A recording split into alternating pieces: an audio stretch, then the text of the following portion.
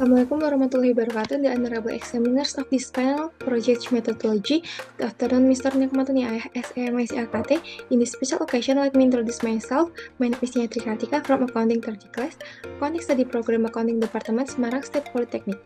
I would like to thanks to the Mr. Nikmatuni Ayah who have given me an opportunity to present about my project with the title Analysis of Change in Income Tax Article 21 before and after the application of the average effective rate in 2024 at PT Airnav Semarang branch. Well, my final project consists in 8 chapters. The first chapter is background of the problem, second chapter is problem formulation, third chapter is research objective, chapter 4 is research benefit, chapter 5 is literature review, chapter 6 research methodology, chapter 7 systemization of final report, and chapter 8 is research schedule.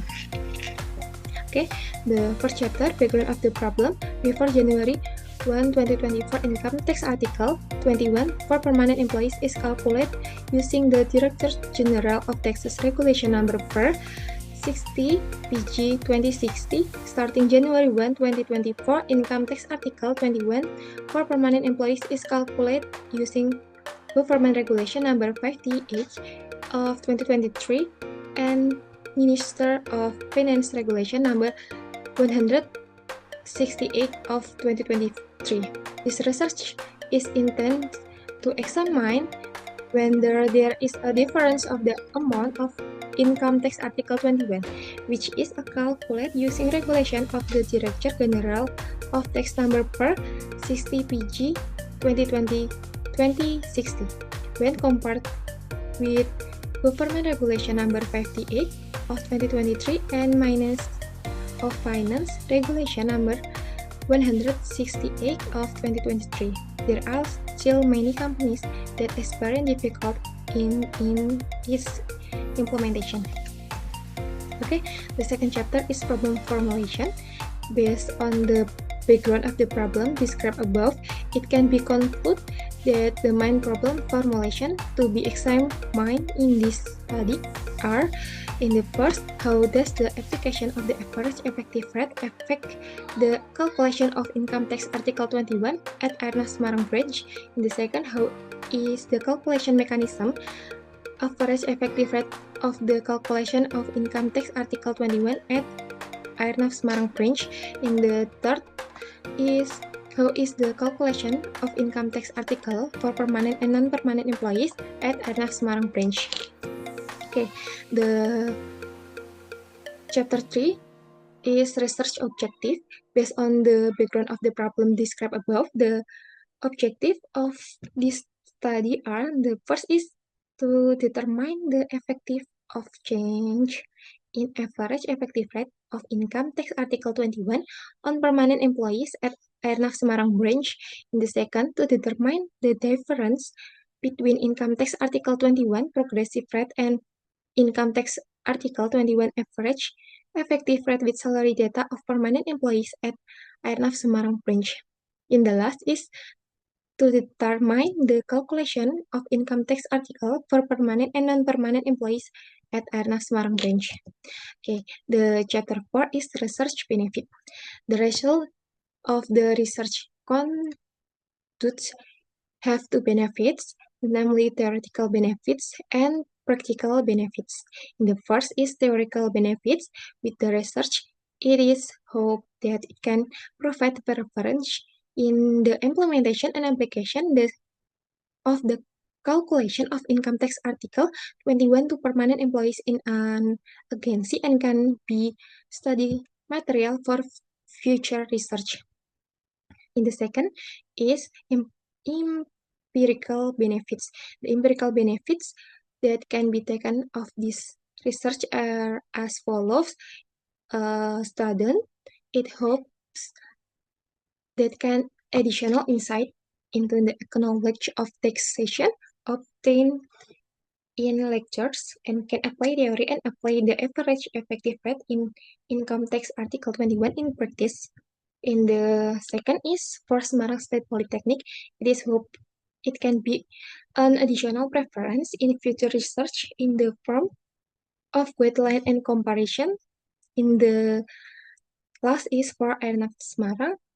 It is expected to provide a contribution of TOG that can be comparison in apply the correct calculation of income tax Article 21 for employees. Okay, the chapter 5 is literature review.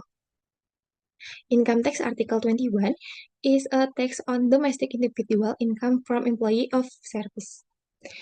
Based on the income tax law, recent regulations such as the income tax law and PMK number 60 PMK 3 2023 introduced the progressive effective rate for the tax fairness. Third is proven to increase the tax revenue and economic fairness, but there are still companies that are not precious in their withholding. The next chapter is chapter 6, research methodology. The first is research design. This research was designed using as quantitative type of approach that aims to evaluate the impact and process of implementing of the tax regulation. The research was conducted through two stages. The first is literature study. Through this stage, an assessment will be made of the latest PPh 21 regulation, which include texting guidelines from the government and supporting document from the company. The second is primary and secondary data. Primary data consists of interview with company finance and tax staff regarding the implementation process, and the second data consists tax report, payroll document, and PPh 21 rules before and after implementation. The second is population. This population is employees at PT Airnav Semarang who are subject to income tax 21, and the sample is to select the right employees for post-sampling method will be used. This considers the status and income breaks of the employees. And the last is data analysis technique. This analysis technique uses several stages. The first is analyze the impact of income tax 21 implementation on company and employee expense using quantitative, descriptive, analysis. And the second is calculator simulation, data before and after implementation. Then the chapter 7 is systematization of final report. The systematization of this rating aims to present the result of rating in an organized manner so as to facilitate discussion. The systematic of this rating are as follow. The first is chapter 1 is introduction. This chapter contains the background of the problem formulation, research objective, research benefit, and rating systematic. In the second is chapter literature review. This chapter contains the theoretical benefits, previous research influence between variable, theoretical framework, and research hypothesis. In the chapter 3 is research method. This chapter describes the indication and operational definition of variable, type and research data collection methods, population and samples, describes static, data testing, and data analysis technique. In the chapter 4 is research and result discussion. In this chapter contains an overview the object of research, descriptive, static, normality test, classical assumption test, multiple linear regression, analysis model, hypothesis proving, and discussion. And the final or last chapter is closing. This chapter contains conclusion, implication, research limitation, and suggestion. And the last chapter is research schedule. The research schedule in February 7 until 14, 2024, preparation of a research proposal. It is February 15 until 29, 2024, literature study. And the March 1 until 15, 2024, initial data collection.